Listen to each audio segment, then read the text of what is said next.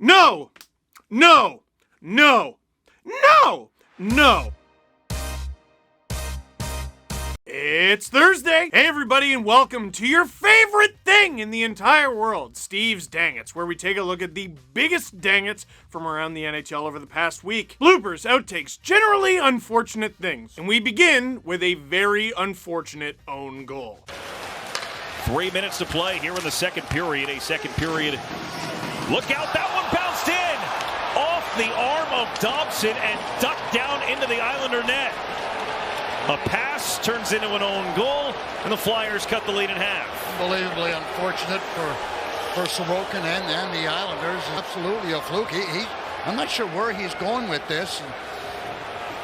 Gets the puck to the outside, and he's just throwing it across, and it just obviously evades Sorokin because he didn't expect it, but it's just a crazy hop right off the shoulder. And then Sorokin picks it up and just can't get across with it, can't swipe it with the blocker. Never a dull moment in the Metro Division. The Philadelphia Flyers, who never seem to be able to catch a break, taking on the New York Islanders, who, as of recently, never seem to be able to catch a break. Travis Konechny is an annoying player, and that's his job, that's what he's paid to do. He's probably scored a bunch of goals that were only semi-intentional. Like maybe the puck went off his button into the net or something like that. I don't know, but the point is he put himself in a position to have the puck go off of his butt. This goal? Literally unintentional. He was passing the thing. It takes a weird bounce in the air, and Noah Dobson's just primal brain took over. In this one, he literally did not mean to do it. He goes for a pass, and the puck goes in the air, and Noah Dobson, like this is caveman instinct stuff kicking in, just lunges at the puck with his arms and accidentally goes top corner into his own team's net. Oh, Noah. That's a dang it. For our next dang it, you ever think you're in a hockey game? All right, well, here's the Minnesota Wild taking on the Anaheim Ducks, and the Wild are beating the Ducks 3-1, but it's early in the third. You can erase a 3-1 deficit if it's early in the third. I should know, I cheer for the Leafs. So if you're the Anaheim Ducks, you gotta be thinking this game is winnable. All right, here, let's do an exercise. Everybody at home, everyone watching this right now, I want you to count to 4 with me. 1, 2, 3, 4. All right, now it's 5-1. Dean Evison got a brief explanation. I don't necessarily think he was happy with the explanation. Boldy centers Fiala, and they score! There's the first one, but you can erase a 4-1 deficit in the third period. I should know, I cheer for the Leafs. Unless... You see that so much with some of the young players nowadays is their ability to turn and pick up speed in such a hurry. Zuccarello scores! Right off the draw! 4 seconds after the Boldy goal, it's 5-1 Minnesota. For these guys, unlike the other line, that was a face-off win. Ducks not paying attention. Zuccarello with a good jump on Comtois. That long stick, defensive side, quick turnover, jumps on it. Oh, man, that is an underratedly loud building they got there in Minnesota, and why not? They just scored 2 goals in 4 seconds. I mean, that's a hat pick for Minnesota. But if you're the Ducks, you're watching a game that was once winnable pour through your fingers like sand. That is a dang it. There's a lot of plays that can be a hat pick and a dang it at the same time, and I just feel like too much has to go wrong to allow 2 goals in 4 seconds for it to be more of a hat pick than a dang it. Does that make sense? I'm a scientist for this one very specific thing. Okay, this next one, I gotta say, I did not see this, but it's never good when the dang it's email that I get from producer Drew has a paragraph next to the clip. It's usually just oh, this funny thing happened, and I look and I'm like, oh, I saw that, yeah. Whenever there's an explanation, I'm like, oh boy. So here we go. We got the Montreal Canadiens taking on the Chicago Blackhawks. That is a great matchup. We're talking about original 6, 2 big markets, 2 passionate markets. Neither of which are doing very well, but it's loud and exciting no matter what. I've said this several times throughout the history of my Dang It's videos. You know this if you've been watching. Way too often in the NHL, stuff happens that is so confusing that no new fan has a shot of understanding it. Like, listen, I'm not the biggest NFL guy. I don't hate football. It's just there's a lot in the world. But generally speaking, I can watch a football game and know when to cheer. In hockey, when do you cheer? Anyone? Anyone in the class? When a goal gets scored. That's a good one. Anyone with a louder... When an overtime goal gets scored. This guy gets it. Well, here we go. The home team, Chicago Blackhawks, score the overtime winner in Chicago. So now Kane to the other end. Hagel's rink wide is taken by Khrushchev, looking to win the game. Taken down. Penalty coming up. Hawks hoping for a penalty shot. No indication of that from referee Dean Morton. Pat, from my I saw the arm of the official go up, and I don't know if he was signaling, but I thought that puck went in the net.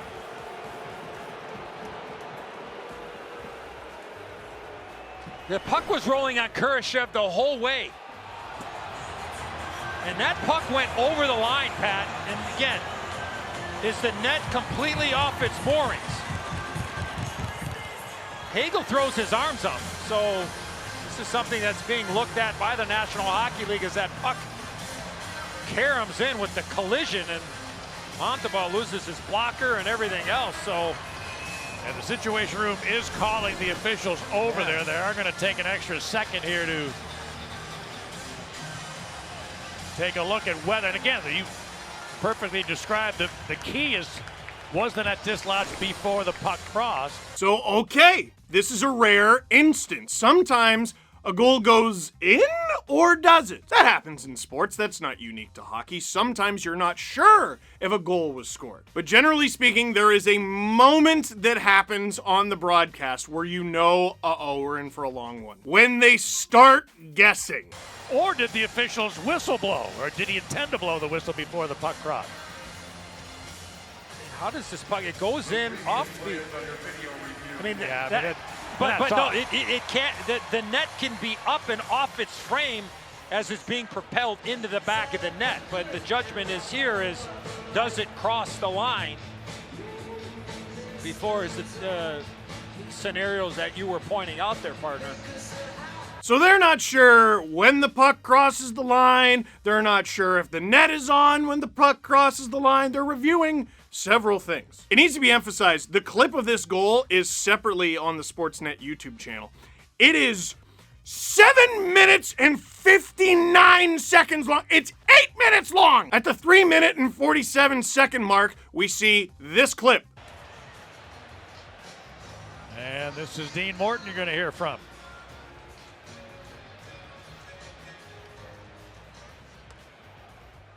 After reviewing the play, it was determined that the puck did completely cross the line between They're looking at offsides now, Pat. Therefore, we have a good goal. Oh, hooray! We have a good goal! I'm at the Chicago Blackhawks game, and the Chicago Blackhawks just scored the overtime winner. Hooray! We're leaving and going home. Why does the ref have his hand up? What do you mean there's more? But it might be offside. Yeah. The play is now going to be under official review to determine if it was offside at the line before the play went in.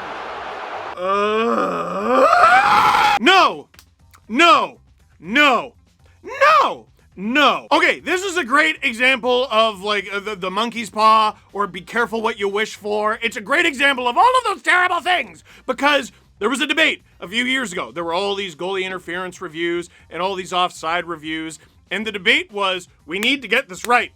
We need to get the call right. I'm sorry, for a regular season game in January, that amount of time, no. Bro, I got work in the morning. I gotta catch the train! Was it or wasn't it a goal? Over 2 minutes of additional review later, here he is, he's back. I wonder what he's gonna say this time. There's the pass. Does he have control of this puck?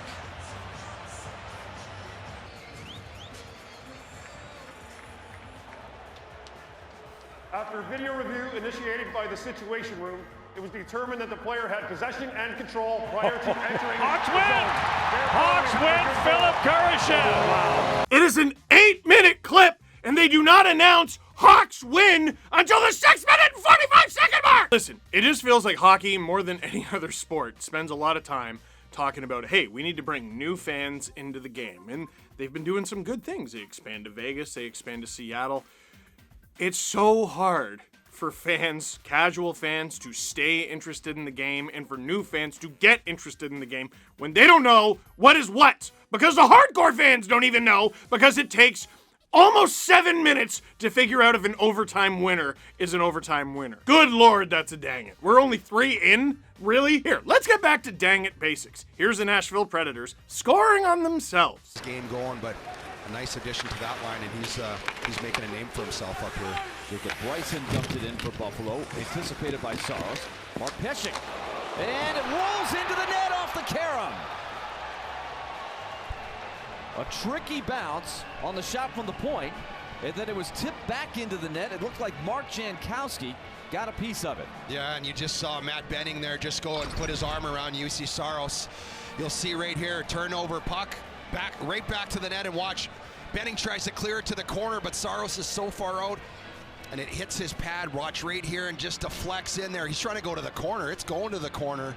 You know, very often in dang it's, obviously I like to yuck it up, but sometimes I just feel bad for the player. I don't need to point out that Matt Benning made a mistake by scoring on his own net here. And you know why I don't? Because look at Matt Benning. See? Look at this. Look at this. He knows. He knows. Well, Matt, if you're watching, click like and subscribe. That's a dang it. For our next dang it, Skinner! Now into the Oilers zone. Stuart Skinner played the puck. Stolen! And Stuart Skinner! First robbed the Senators, but it's Alex Formanton who takes advantage and ties this game at 3. What a terrific play here by Tierney to knock this puck down. Chris Tierney on the forecheck. Stuart Skinner's an excellent puck handler. Stretch up the ice doesn't work. It deflects into the offensive zone. But watch this. He picks this off out of the air, immediately out to the slot. Terrific first save. On the Goddard shot by Skinners, he has to recover, get back, make the first one initially, and it bounces right to Formanton. This line with 2 quick goals, and we've got a tie game. Oh. So the Oilers had a 3-1 lead over the Ottawa Senators in this game, and they didn't leave the game with it, did they? Nope. The Sens had a raucous third period and ended up winning the game, leading to, let's say, a string of rather eventful Edmonton Oilers press conferences, including Connor McDavid looking like, You ever see that Onion headline, man who had lost all hope loses remaining hope he didn't even know that he had? That's what his face looked like after that. Stuart, if you're a goaltender, tend the goal! That's a dang it. All right, glad that I said that, and now no one else is going to do it. Simeon! Especially, but the Islanders, that one shift we talked about with Barzal really energized the team, and they've stepped it up a notch. Puck loose in front, score! Travis connecting. That's more like it, 11. Got a fluky one last night, got a clean one there. And just like that, this back and forth game goes back and forth to a tie. This Flyer fan has been enthusiastic right from the outset, but this one is made possible 26 seconds apart. This is a mishandle by Varlamov. Usually your first instinct is your best one. We talked about that earlier. But when you do come out to play the puck, you've got to be very decisive with it. Varlamov trying to recover, gets it off the pads. Now he's in no man's land. Great job by Lindblom, leaning down on the stick, disrupting Varlamov. And at that point, Konechny comes in for the free cheesesteak. I said, okay, any Russians in here in the comment section? Can you help me? In Russian, how do you say, if you're a goaltender, tend the goal! And it's the Flyers on the Islanders again! Ladies and gentlemen, go to shopsportsnet.store if you would like your own, if you're a goaltender, tend the goal shirts. Dude, listen to your boy. Like, come on. That's dang it. Are there any others? All right, no. Okay, the goalies are well behaved for the rest of the video. We have 2 more dang it's. From the circle back to Tkachuk, stopped by Murray, down makes another save, and Matt Murray's able to cover up. But this was just moments ago where Brady kind of dumps his brother, and yes, Matthew, oh dear. In which, for the second time, Brady Tkachuk is on the receiving end of a dang it that probably gets us demonetized. Yep, for those of you who didn't see it, Drew, can you slow it down a little? As you can see here, and yep, a little bit of a cowbell there. The one song that does not need more cowbell, the song that's in your pants. I don't always think about things before I say them. I gotta say, that's not really a cowbelling either. I mean, you saw it. Please don't. They're not. You think they'll demonetize it? He didn't bite him. I never thought I'd say this, but leave Brady Tkachuk alone. That's enough. You're his brother! Well, at least if you're the Calgary Flames, you know Matthew Tkachuk is gonna treat everyone the same way because he won't even give a family member a pass. For Brady, that's a dang it. Now, our last one. This is a goal. And a quick pass finds Kyle Pozo, and the veteran will bring it up to center ice. Takes a big hit out at center as he made the dump in, and now Pezic comes in, Olofsson as well, and the Sabres are going to get away from the crowd. Now Jankowski's got behind everybody, scores! While all heck was breaking loose in front of the benches, the puck comes free, and Jankowski says, I'm taking it to the house. It's 2-1 Buffalo. You look at the bench, how what too. They're all kind of wondering what's going on. Why wasn't the whistle blown? Jankowski not worrying about what's going on there, worrying about the puck playing to the whistle. Here's Kyle Poso gets hammered over on the far wall right there, and this is where everything starts. That's Pezic climbs in there, Olsson's over there, Samuelson, all four guys. Awa gets a little slack skating the puck up the ice. Turnover, Jankowski coming from behind, and he steps in on Forsberg, makes no mistake. Faking backhand, going to forehand, and sliding it into the net. Like, that counted! That was the game-winning goal! The Sabres got... they got an empty netter, that was it. That was a game-winning goal right there. So, here's what happens. There is a hit between the benches for the Ottawa Senators and the Buffalo Sabres. There is a big brouhaha that happens after that. 4 Senators go into the scrum. 4 Sabres go into the scrum. It's 5-on-5. That means it is 1-on-1. If you want to know what 1-on-1 overtime would look like, we got a free pass in this Senators-Sabres game. The play doesn't stop, so the Sabres are like, okay, and they take it, and they score! Now, I talked about this on Twitter, and I got a lot of people who said, you play to the whistle, and you're always taught to play to the whistle. Thank you for that. Then, can I throw something out there? There should have been a whistle! Yeah, but there wasn't. I know there wasn't, and that's dumb. Here, right here. Can we show the scrum here? This right here, the ref has his hands restraining a player. I tweeted this the other day. The moment an official has to restrain a player, has to put their hands on a player on purpose, play's dead.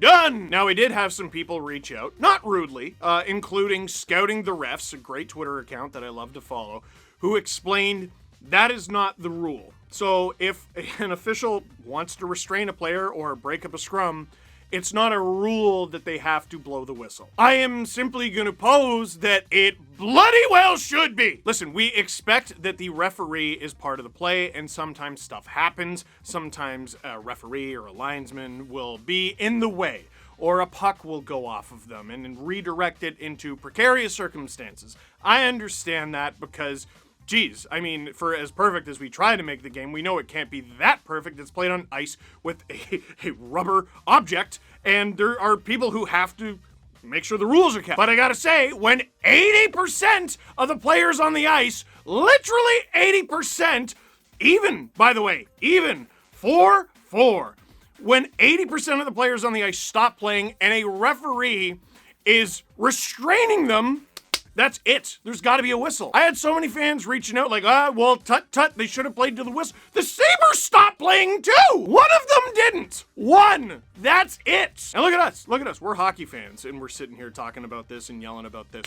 Any casual fans, any prospective fans will see a clip like this and just be like, no way, dude. There's no way this is a real, actual professional sport. That whole sequence just makes the NHL look ridiculous. Imagine it's the Toronto Raptors taking on the Brooklyn Nets, and OG Anunoby bumps into Kevin Durant, and there's a brouhaha, and all of a sudden, a bunch of the Raptors are in there, and a bunch of the Nets are in there, until it's one-on-one between, like, Chris Boucher and James Harden for some reason. And there's an official in there, like, looking hilarious between two dudes who are like 6'90". And in the middle of this game where there's an enormous scrum featuring at least 8 men and an official, There's just this little game of one-on-one going on the court as well. And then one of the players shoots, it goes in, and it counts. Dude, no! No! No! That's not the rule. I know it's not. It should be. The NHL can change rules. They do it all the time. Maybe change that one. That's a dang it. But what do you think? Leave a comment in the comment box down below. Don't just comment play to the whistle. I already know that! Let me calm down. That is it for this one. Thank you very much for watching. Click like if you like this video. Click subscribe if you really liked it. Tell all your friends. Play to the whistle, like, apparently. Shouldn't that apply to the official who was also in the scrum? I don't get it, man.